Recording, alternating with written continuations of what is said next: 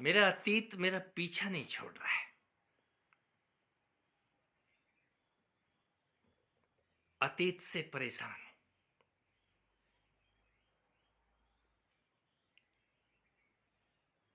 हर कोई अतीत से परेशान है।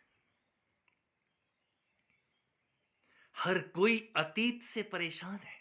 भविष्य से परेशान कम होते हैं, अतीत से ज्यादा परेशान रहते हैं।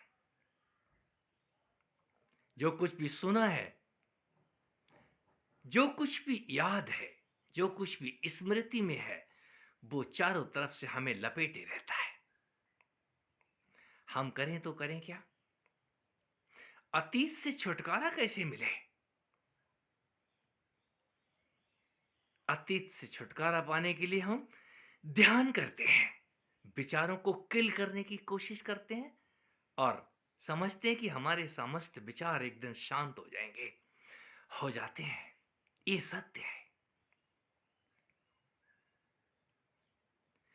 हम में से बहुतों ने पेड़ के चारों तरफ धागे बांधे होंगे। हमसे भी मां के कहने पे हम उस विशाल वृक्ष के चारों तरफ, पीपल के पेड़ के चारों तरफ हम कच्चा धागा, कच्चा सूत लपेटते थे, 7 चक्कर। मां के कहने पे किसी तीज त्योहार पे हम उस बरमदेव बाबा, उस पीपल के वृक्ष के चारों तरफ 7 चक्कर लगाते थे और वो धागा बांधते थे, चारों तरफ लपेट के उसमें गांठ बांध देते थे। पेड़ तो धागा नहीं खोल सकता। असंख्य धागे मैंने देखे हैं पेड़ों के चारों तरफ लिपटे हुए। यहां तक कि वो इतने ज्यादा हो जाते थे, मेरे मन में विचार आता था, ये इतने सारे धागे बांध दिए हैं, एक दिन तो ये पेड़ ही पूरा बंध जाएगा। लेकिन नहीं, ऐसा नहीं होता था। कालांतर में हवा, पानी और समय उन धागों को गला देता था। वो धागे अपने आप टूट जाते थे। ये विचार भी धागे के जैसे हैं जो चारों तरफ से आपके लिपटे हुए हैं। धागा दिखाई नहीं देता, लेकिन ये धागा इतना मजबूत है, तोड़े नहीं टूटता है। यदि हम इंतजार करें तो ये विचार भी एक दिन अपने आप आपको छोड़ के चले जाते हैं। पकड़ा आपने है, आपने ही लपेट रखा है, आप ही बंधने को तैयार हो गए हैं। यशोदा मां कृष्ण को रस्सी से बांध रही हैं और रस्सी भी भगवान कृष्ण ही लेके आए हैं, लो इससे बांधो। कोई भी रस्सी, कोई भी विचार आपकी इच्छा, आपकी इच्छा का सम्मान करता है, वो तभी आपको बांध सकता है, तभी आपको चारों तरफ से वो लपेट सकता है। यहां गलत कुछ भी नहीं है। आप यदि धीरज रखते हैं, ये तपस्या का काल उन विचारों को तिरोहित कर देता है, आपको शून्यता की तरफ लेके जाएगा। फिर एक नया विचार आएगा, यहां तो कुछ भी नहीं है। इसी दिन का इंतजार करो जिनको ये पता चल जाए कि इस जगत में कुछ भी नहीं है। और जब कुछ भी नहीं है तो आपका बनना, आपका उदय और अस्त आपको समझ आता है। ये बहुत बाद की प्रक्रिया है। मैं उन विचारों से बंधा हुआ नहीं हूं, मैं बंधने को तैयार हो जाता हूं। आओ और बांध लो, आओ और बना दो मुझको। सुबह उठता हूं तो उन विचारों से परेशान नहीं होता। विचार दौड़े आते हैं मुझे बांधने के लिए, बल्कि वो कम पड़ते हैं तो मैं और दे देता हूं, लो इतने और ले लो, चारों तरफ से बांध दो। उन्हीं विचारों के चलते मैं आज बरसों के बाद अपनी इस कुटिया में लौटा हूं। यदि किसी ने इस कुटिया को गौर से देखा है तो ये पहचान सकता है, ये कुटिया, यहां पे मैं कभी एकांत में रहा करता था। ये मेरी पहाड़ों की कुटिया है और रात लंबी ड्राइव करने के बाद कल सुबह 8 बजे चल के रात के 10:30 बजे मैं ताकुला अल्मोड़ा के इलाके में हूं।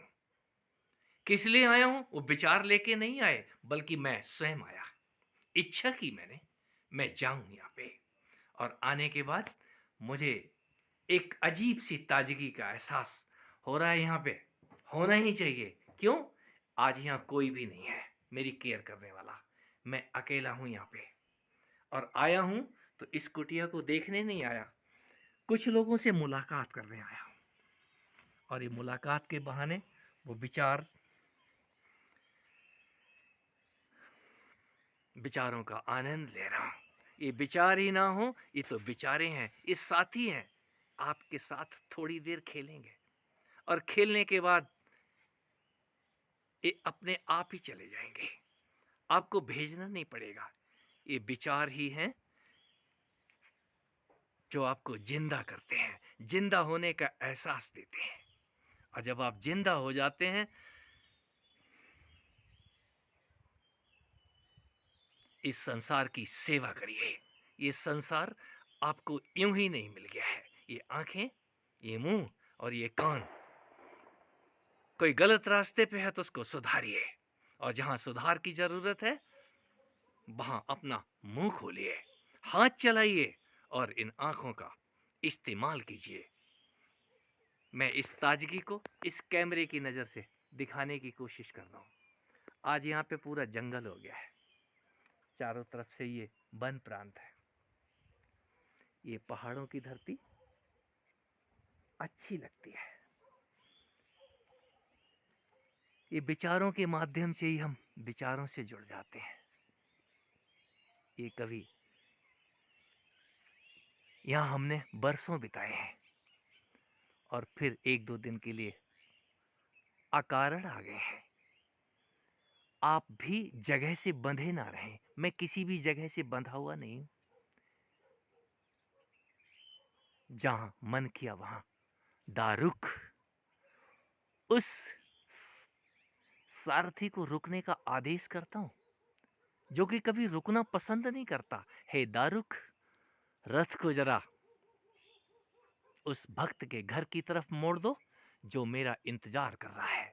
कौन सा भक्त? भगवान कृष्ण किसी राजा के भोज में सम्मिलित होने जा रहे हैं और वो दारुक को आज्ञा देते हैं, इस झोपड़ी की तरफ रथ को लेके चलो जिसको कि राजा ने निमंत्रण नहीं दिया है। और वो अपने टूटे फूटे रूखे सूखे खाने को लेकर के भोग लगा रहा है, मेरा इंतजार कर रहा है कि प्रभु आएंगे और मैं उसका भोग लेने जाऊंगा। तो निस्संदेह वो भोग लेने के लिए चले आते हैं। कभी कभी मैं यहाँ भोग खाने के लिए आता हूँ इस धरती पे और आप सबका भी वही हाल है। हम सब यहाँ भोग खाने आते हैं और योग के चक्कर में उलझ के रह जाते हैं।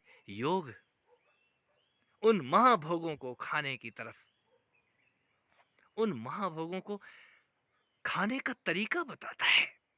हम जरा योगी तो हो जाएं। कोई योगी ही भोगी होता है और कोई भोगों को खाने के बाद ही त्याग की बात करता है। त्यागी बाद में होता है।